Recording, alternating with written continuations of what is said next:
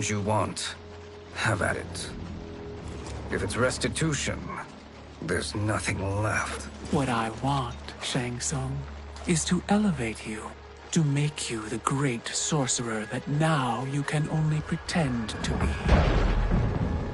A generous offer. Why me? You are uniquely resilient.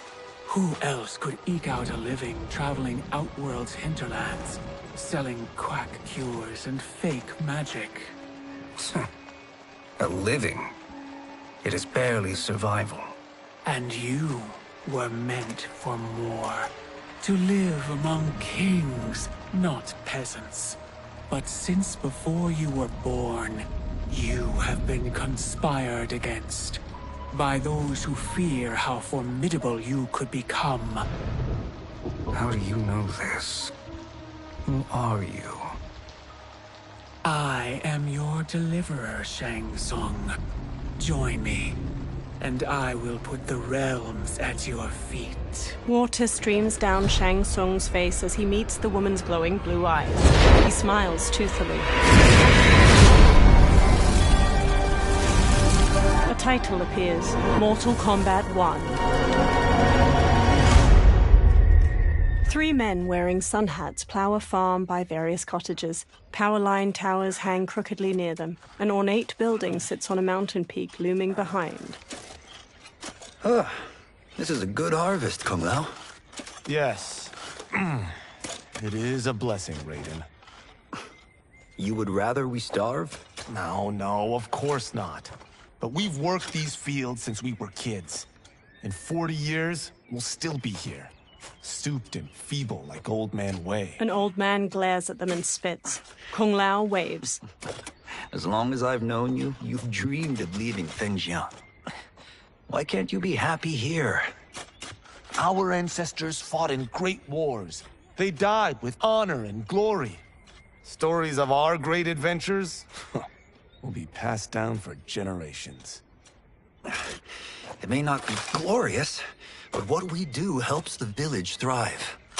I know. But is it so wrong to want some excitement? If that's what you want, may I suggest a bet? Dinner at Madame Beau's tonight. Last to fill their cart pays. You work faster than me? Ha! Since when? You're on, Raiden. Kung Lao and Raiden both smirk while they shake hands. The two men pass the day harvesting cabbages from their field and throwing them into separate carts. Kung Lao wipes sweat from his brow, then quickly pushes his cart with Raiden down a dirt road to the cottages. A woman uses a kettle to pour tea into a pair of small porcelain cups on a table in a crowded restaurant. She carries a platter with the cups and kettle away as Kung Lao and Raiden walk in. That is amazing. I am starving. I wonder what Madame Beau is making tonight. An old woman approaches. For you two, whatever you want. Thank you, Madame Beau. You spoil us. Like the sons I never had. Madame Beau leads them to an outdoor dining area. They sit at one of the many tables. Have you two been practicing my lessons? As we can. The harvest leaves us little time for martial arts. Since your first words, Kung Lao, you've mouthed nothing but excuses. If you fail to prepare... Your preparations will fail you. Good. You haven't forgotten. But we'll see if I make you anything special tonight. I'm glad you're paying. Madame Beau might just pad the bill with her anger. I am paying? You finished work last. But I delivered my cart first. Delivered? Huh. The bet was filled. That's not what I remember. So that's how it is, eh? What do you say we settle this man to man? They walk off. Wait, you mean fight? Yes. Right here, right now. Madame Beau can watch, critique our form. A hooded man with glowing white eyes watches them pass by. Best 2 out of 3? Fair enough. We must be careful. Madame Beau will kick us out if we break something. Oh, this won't last long enough for that to happen. You will be down in no time. Fight!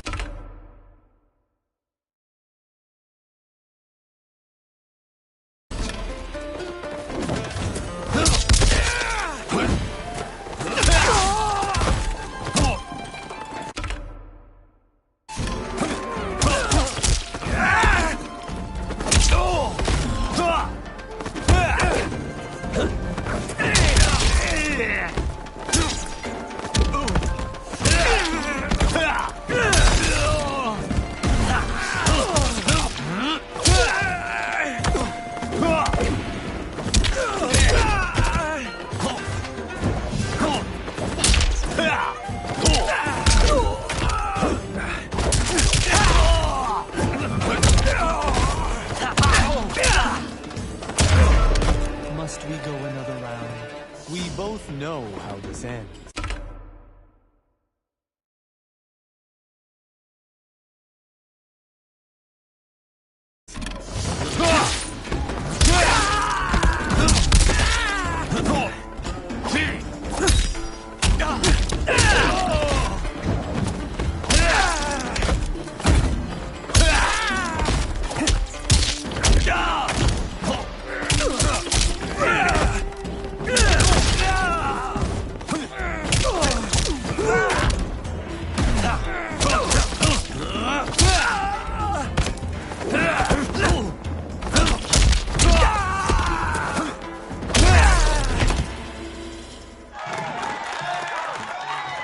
Kung Lao bows to the watching crowd while Raiden kneels. Kung Lao helps him up. You haven't beaten me yet. The day's coming, Kung Lao. Keep telling yourself that. A variety of plates and bowls with scraps of food in them sit on Kung Lao and Raiden's table.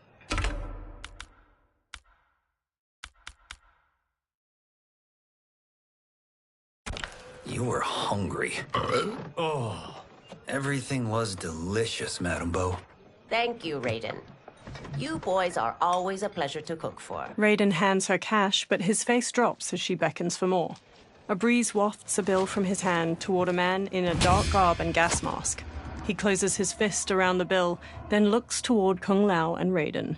Madame Bo, the Lin Kuei await your answer. 5 people in dark clothes and cloth masks stand with him. He advances on Madame Bo. I have been busy, Smoke. She steps away. The Lin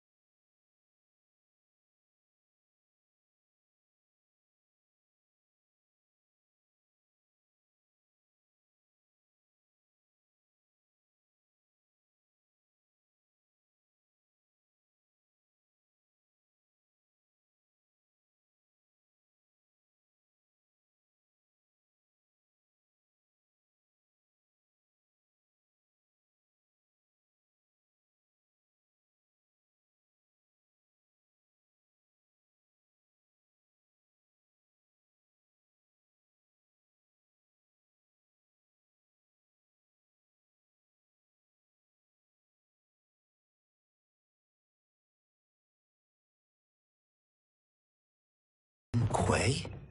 Who are they? Don't know, but I don't like where this is going. What do we do? Stay ready. Madame Bo, it is a simple choice. Pay for our protection, or risk harm to this fine establishment. You'll get nothing from me. That, Madame Bo, is unfortunate. He turns to the Lin Kuei warriors and nods. They flip tables and chairs. Madame Bo punches Smoke's face. He blocks her next flurry of jabs, then flips her through a railing. She falls onto a table below, breaking it. Madame Bo! Kung Lao and Raiden quickly get up from their table and fight their way through the Lin Kuei warriors. Smoke throws a smoke bomb, then jumps through the spreading cloud and kicks Kung Lao and Raiden to the floor. You two are brave, but against us, you are in over your head. We don't care who you are or who you are with. You will not menace Madame Bo. Fight!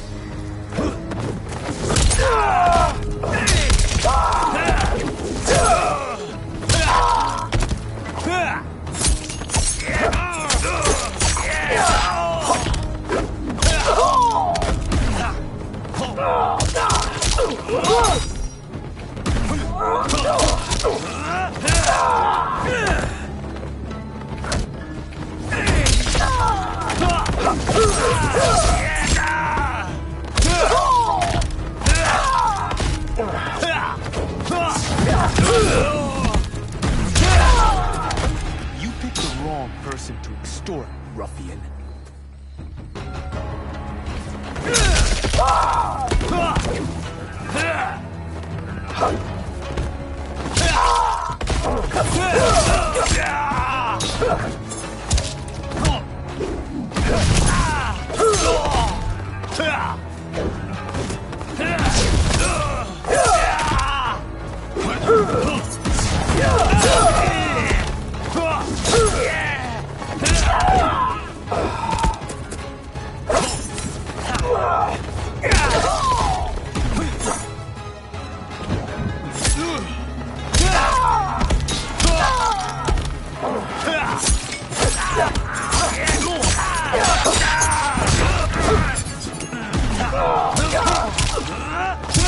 Boring me.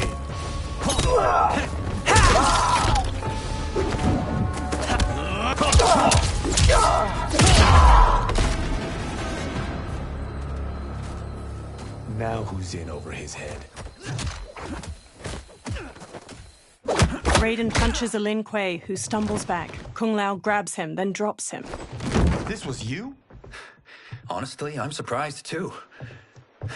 Come on, let's help Madame Bo. A figure in blue, Sub-Zero, watches from a rooftop. He throws a bolt of ice at their feet. A man in yellow, Scorpion, paces over while spinning a kunai-tipped rope dart. His upper arms are bare, showing a scorpion tattoo. Sub-Zero shoots another ice bolt. It strikes the railing behind them. How does he do that? I have no idea. You interfere with Lin Kuei business. Leave, or face our wrath. Abandon Madame Bo. Not happening. Sub-Zero leaps onto Raiden and tackles him down a stairway. The rope dart wraps around Kung Lao's leg.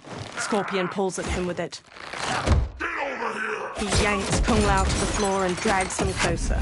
Kung Lao rolls to his feet, then jumps and spin kicks Scorpion's head. Want more? I have plenty. You should have fled when you could. Prepare to regret ever crossing the Lin Kuei. Fight.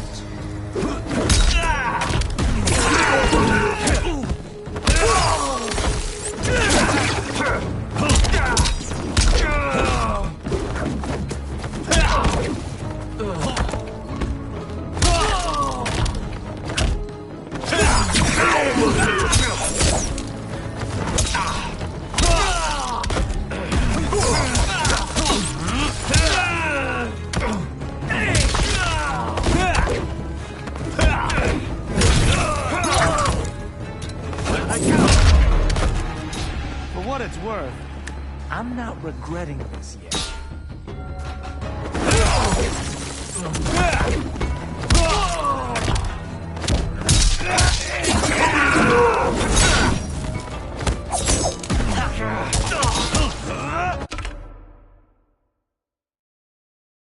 For the Shaolin!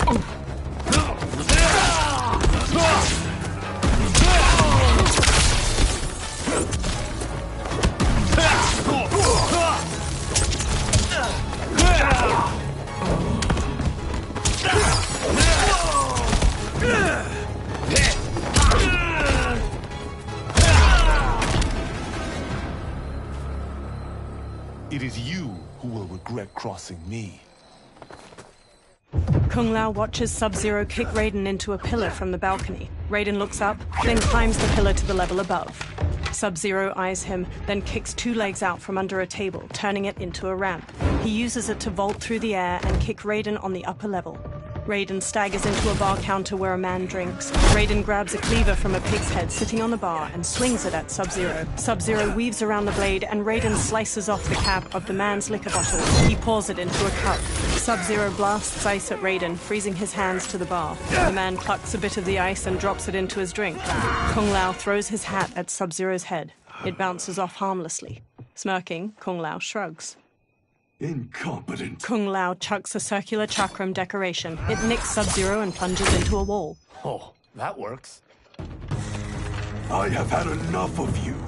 Then go, before I put you down like the rest of your Lin Kuei. You haven't a prayer against the Lin Kuei's Grand Master. Fight!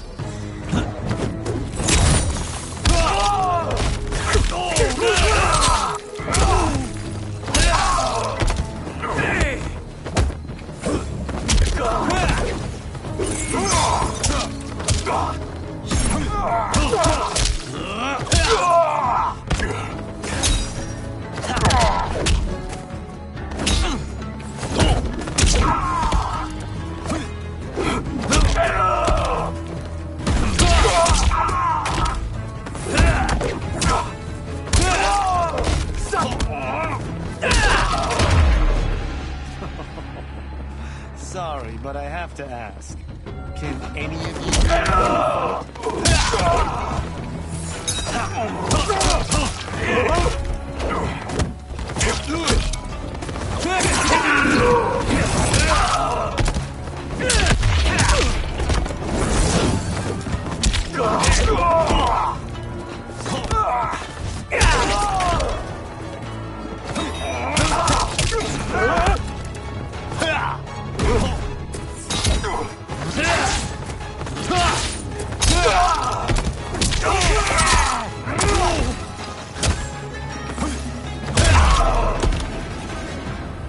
Are you sure you're a grandmaster? Kung Lao picks up his hat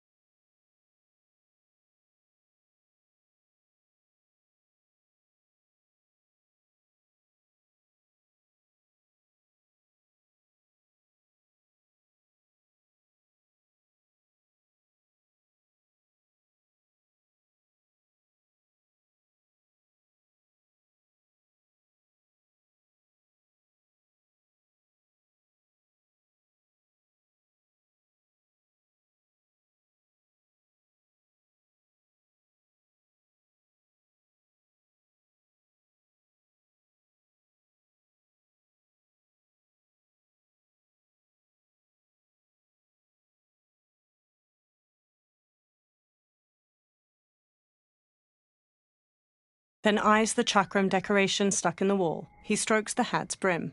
Interesting. Kung Lao! Over here! Raiden checks Madame Bo's pulse as she lies inert, eyes shut. Kung Lao hurries over to them. Madame Bo. She's out cold. Oh no, is she... Dead? Not yet. She gets to her feet, lips a cigarette, then ignites it with a lighter. Madame Bo, how are you... Kung Lao. The hooded man with the glowing white eyes approaches them.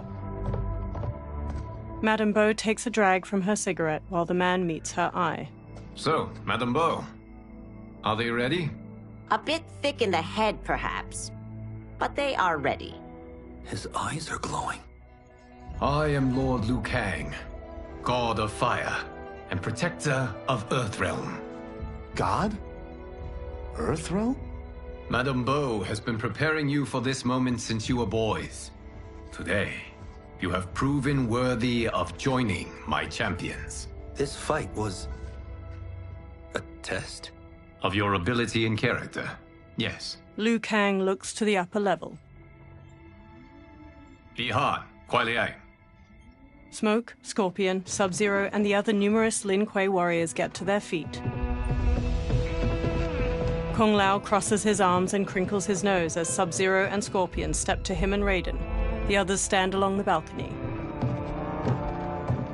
Sub-Zero and Scorpion stand on either side of Liu Kang. So these two aren't thugs? The Lin Kuei is a centuries-old clan dedicated to Earthrealm's defense. You keep saying Earthrealm. Don't you mean Earth? You boys have so much to learn. Earth is only a part of Earthrealm. Earthrealm itself is one of many realms.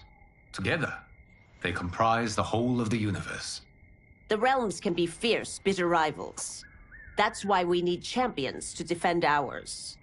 The time draws near for the grand martial arts tournament between Earthrealm and the realm of Outworld. Held once each century, it allows each realm to demonstrate its strength. While our realms are at peace, there are Outworlders who would prefer us to be at war.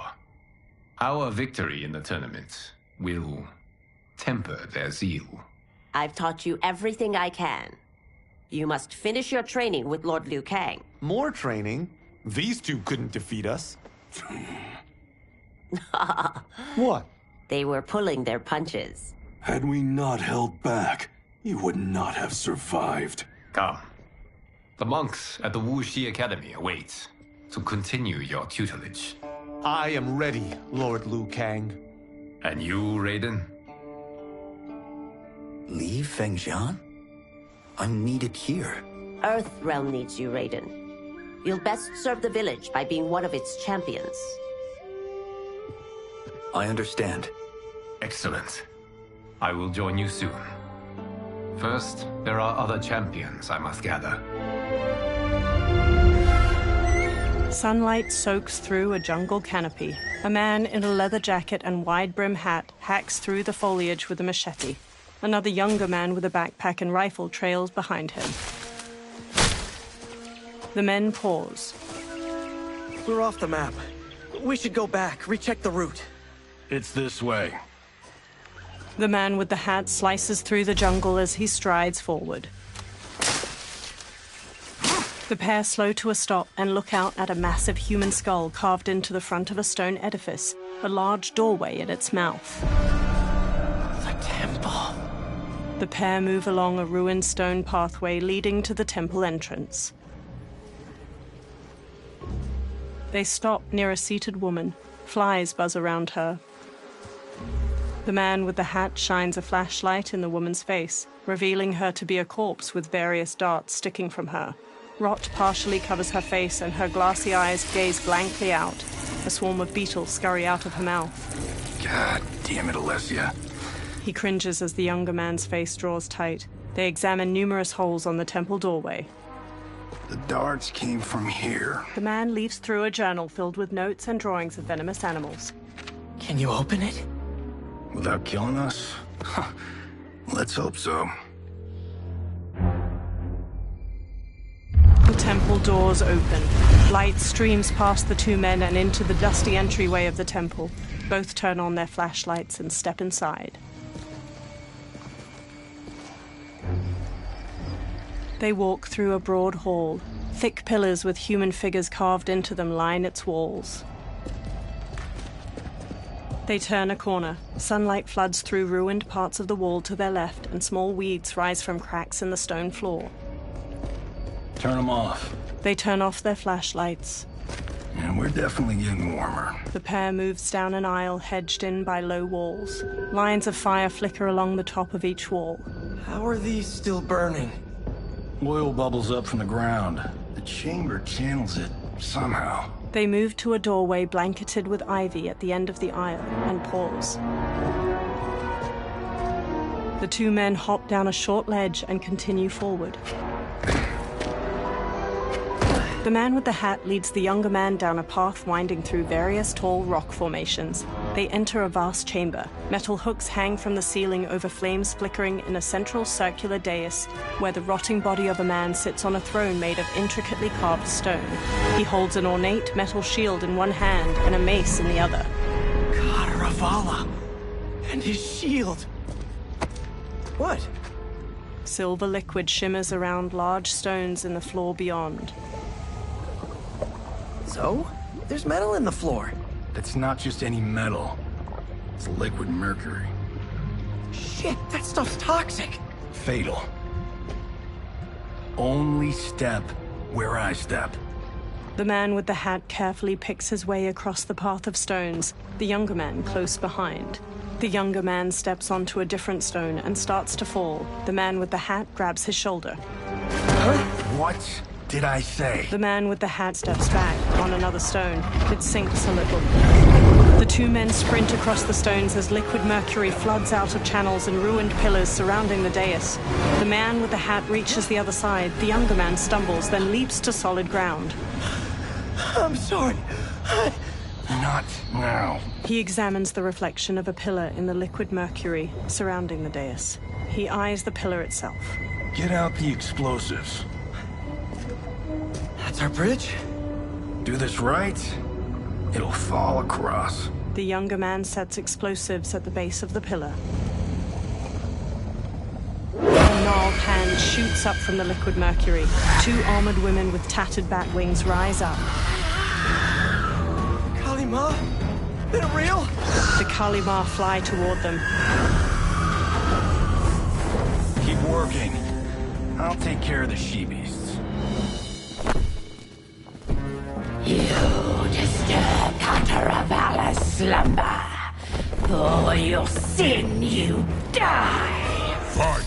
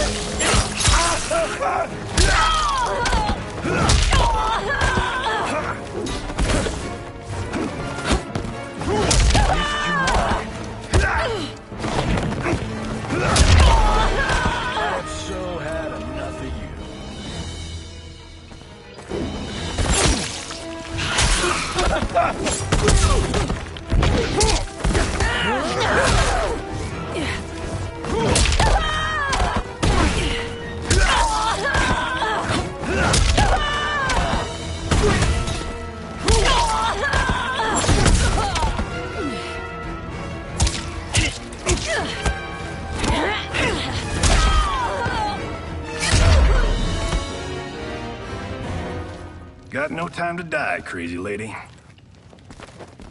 The man with the hat rushes over. You okay?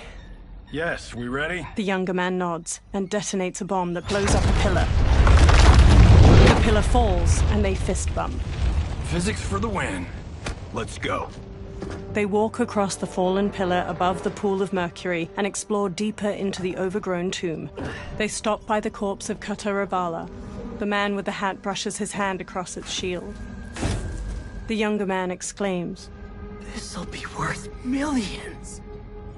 It belongs in a museum. He grabs the shield. The younger man leans in, and Kataravala's face turns. He staggers back and falls into the mercury. He struggles, but the liquid overtakes him. Kataravala swings a spiked mace. The man dodges and jumps onto the pillar. It strikes the shield and throws him onto the ground. He quickly sits up as it pounces. It chucks away its broken mace. It stalks over. You will not have it. He rises. You don't need it. You're dead. Speaking of which, you just killed my best friend. And I'm not one to forgive and forget.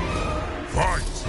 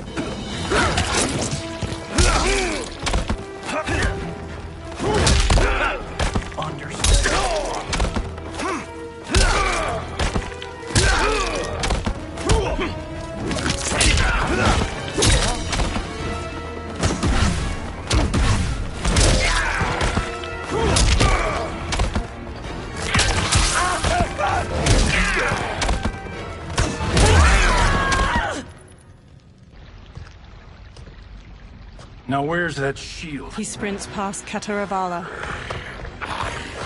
I'm not yet defeated.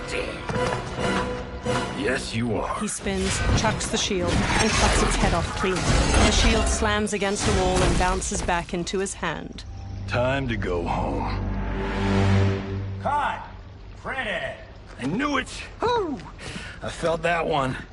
You felt it too, right? Crew member. Temple of Kataravala, take 39, tails... Director. That's a wrap. In a studio, crew cheer. The director takes off a headset and hands it to a woman. The hatted man shakes his hand. Steven, this was fantastic. Thank you. Oh, just like the old days. And these props. Jimbo killed it. Steven takes the shield. You did too, Johnny. Hey, about my pitch. You know, the karate zombie thing? I'm thinking 4 films. Maybe a streaming series? Johnny, I don't have... You're right. Not here. I'll swing by your office after I change. I can't. Have to meet with the editors. Walking away. Marshall will call you. Johnny pumps a fist in the air. Great! Have your assistant call me. A blonde woman. That was great, hon. Wasn't it, though? We need to celebrate. I'm thinking private party. Johnny, we need to talk. She walks off, and Johnny hangs his head. Later, in a luxury mansion in the hills. You're not the martial arts megastar you once were, honey. You're lucky Steven owed you a favor. I'm telling you, Chris, we're fine. Can you join me in the fact-based universe just once? We're broke. We have to cut back. Cut back? On what? Step 1 is selling this place. I need a refill. Johnny, we can't keep this up. You spent $10,000 on that sculpture, $30,000 on that drone, and this damn sword. $3 million? Hey, Cento is history. That sword comes from... That's not the point, Johnny! Chris, honey, the parts, the money, they're coming. Steven's movie is just the beginning. That's why I can't cut back. To be a success, I have to project it. If I don't, Johnny Cage is done. She frowns. Johnny rests his hands on her shoulders. She pushes one hand aside. I didn't marry Johnny Cage. I married John Carlton. I'd give anything to have him back. She leaves. Chris. Come on, Chris, where are you going? Johnny puts his hands on his head. Fuck! He grabs his drink and downs it, then walks back to pour himself another. How you like that, Mr. A-list? A black-haired man strides in. Thank God. Oh, Chris, honey, Johnny turns and sees the stranger, who wears a sleek black suit and brandishes a long sword. Where's my wife? What did you... Your wife left. She's fine. You will be too, if you cooperate. What do you want? Sento. It hangs above a fireplace. You some kind of hired gun? Or do you know Sento's history? I know it. It's my family blade. They circle each other. No. No way you're Tyra clan. They've been dead for centuries. Not dead. Hiding. With Sento in my hands, I'll lead us out of the shadows. That's a great plan, stranger. Except for one thing. Sento's mine. And I won't give it up without a fight. Fight.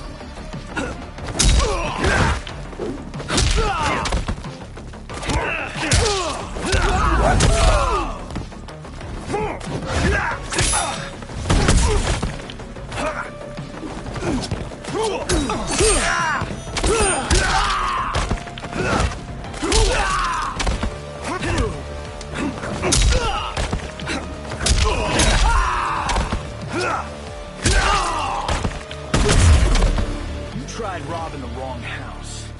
I am the ultimate home security system.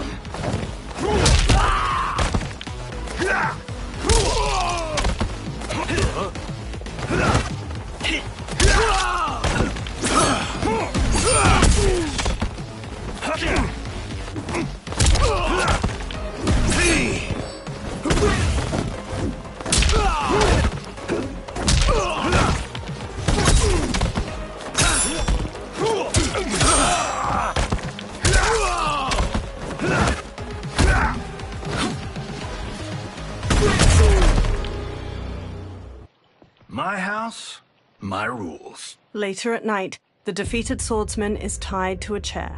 He rouses from unconsciousness, and Johnny sits across from him. So, you have a name or what? Kenshi Takahashi. I knew you weren't Tyra clan. You know nothing, Cage. 400 years ago, the Tyra clan were one of Japan's first families. They lost Sento after getting slaughtered at the siege of Aomori. There were survivors. They hid themselves by shedding the name Tyra for Takahashi. They joined the Bakuto for its protection. The Yakuza's predecessors. From first family to crime family. I will break us free of the Yakuza's corruption. Reclaim our name and our position. But my clan won't...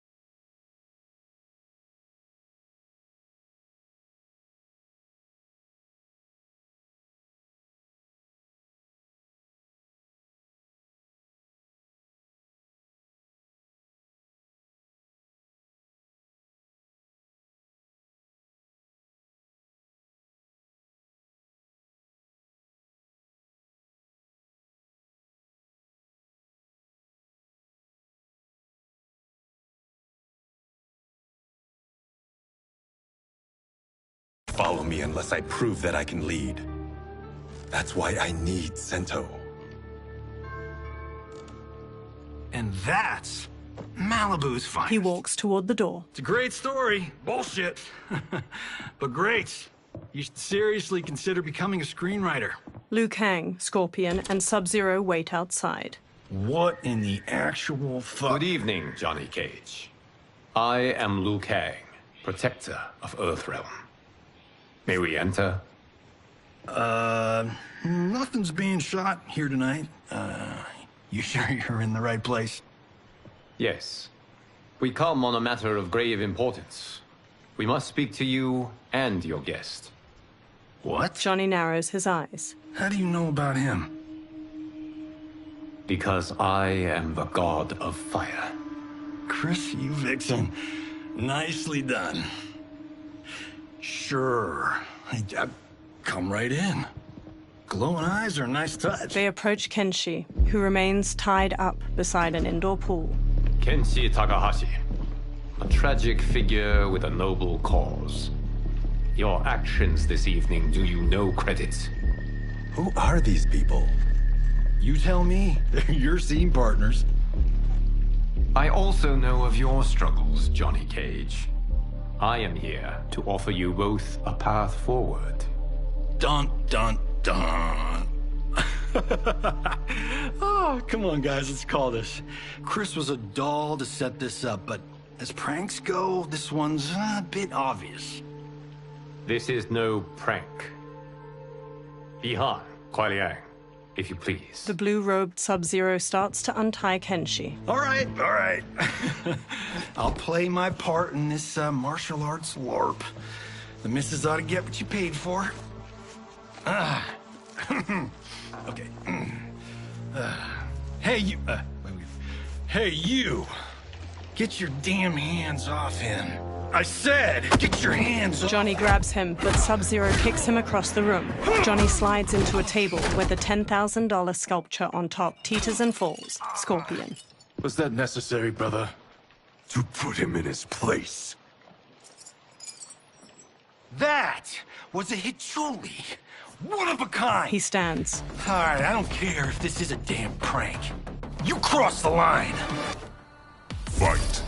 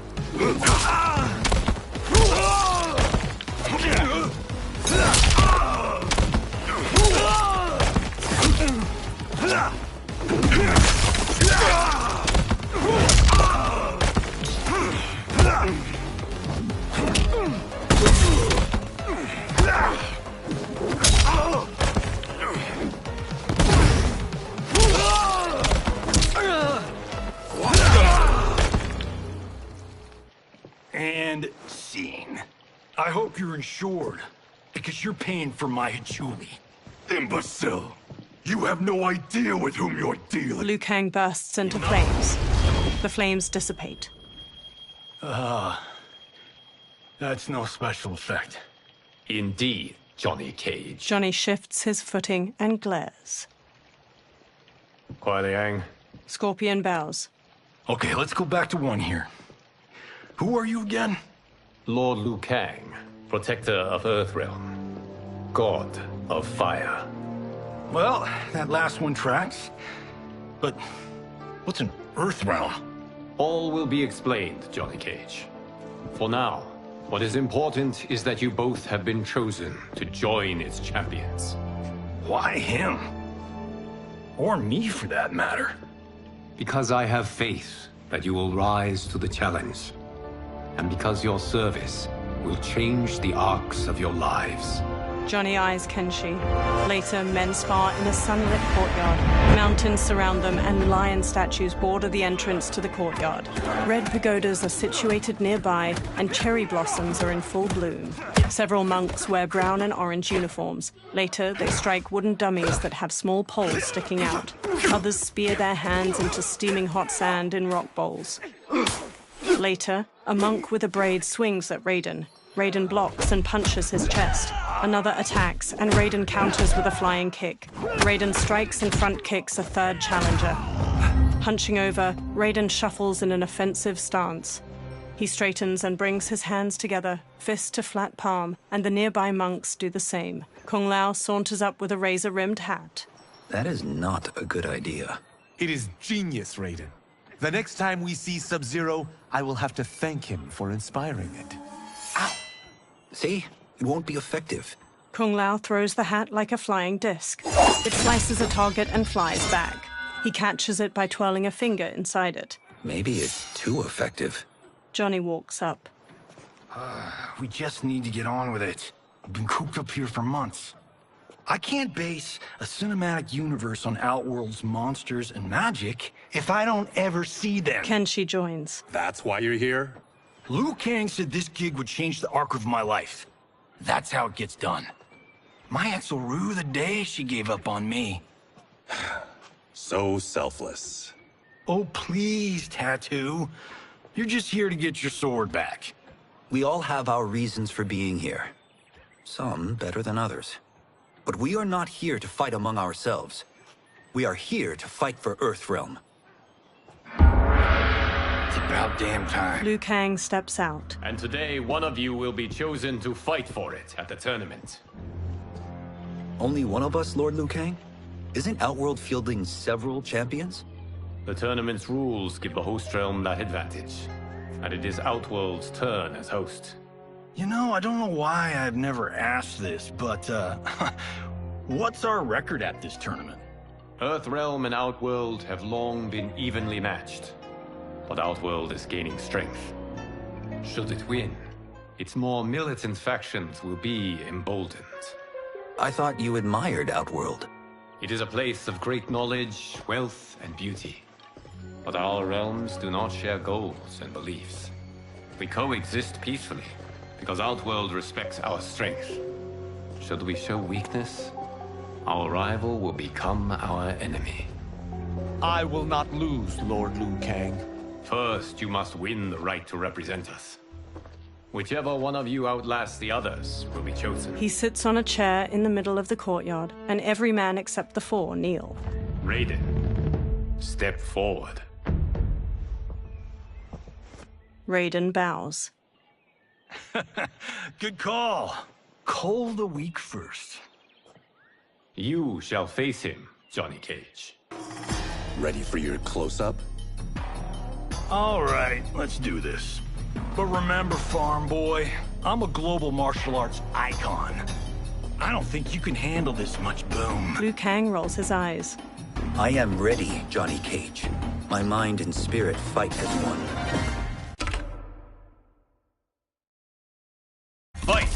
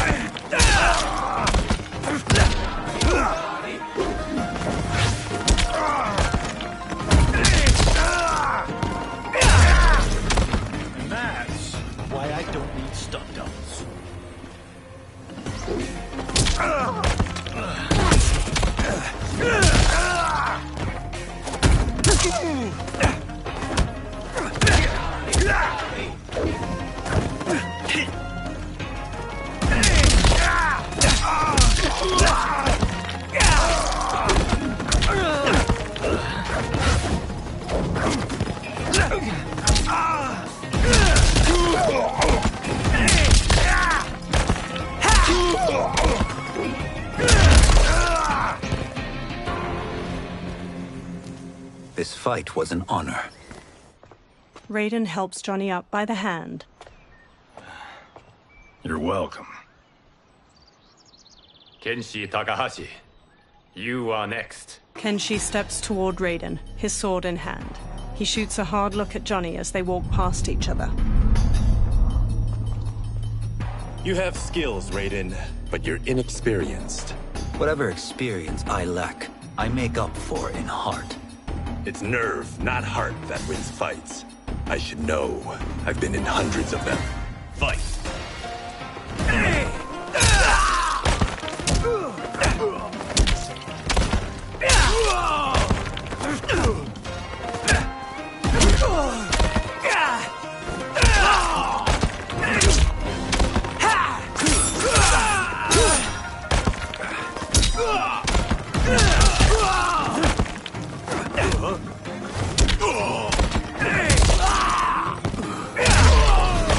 I shouldn't have taken you lightly.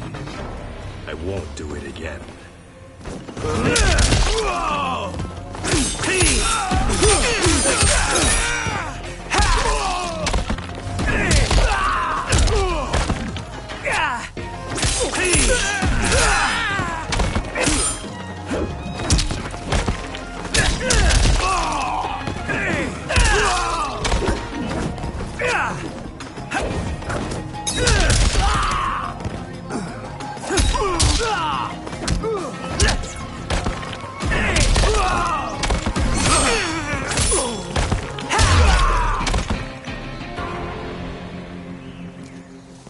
Do you still question my nerve? I do not. Yours was a well-earned victory. Kenshi and Raiden bow to each other. You may rest, Raiden. This evening, you will face your final opponent. Kung Lao smiles at Raiden. That night, Liu Kang sits on a chair among the other monks. Raiden and Kung Lao kneel facing each other, then get to their feet in unison. $50 says Kung Lao wins. Make it interesting. Bet me cento. Not on your life. Liu Kang stands. Raiden, Kung Lao, the winner of this match will represent Earthrealm against Outworld. It is a grave duty, not to be undertaken lightly. You may step back now and suffer no dishonor. I choose to fight, Lord Liu Kang. As do I. Then may the best person win. Liu Kang bows to each of them in turn, then returns to his chair. Kung Lao grins at Raiden. Concede, Raiden. You have never beaten me. That won't change today. No. If the monks have taught us one thing, it's that the only constant in the universe is change. Fight!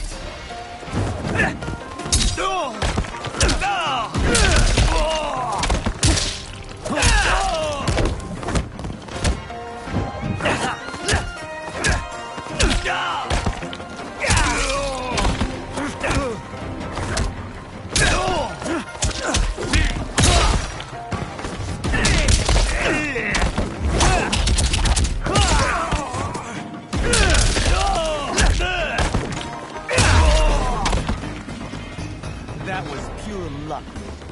Like lightning, you won't strike twice.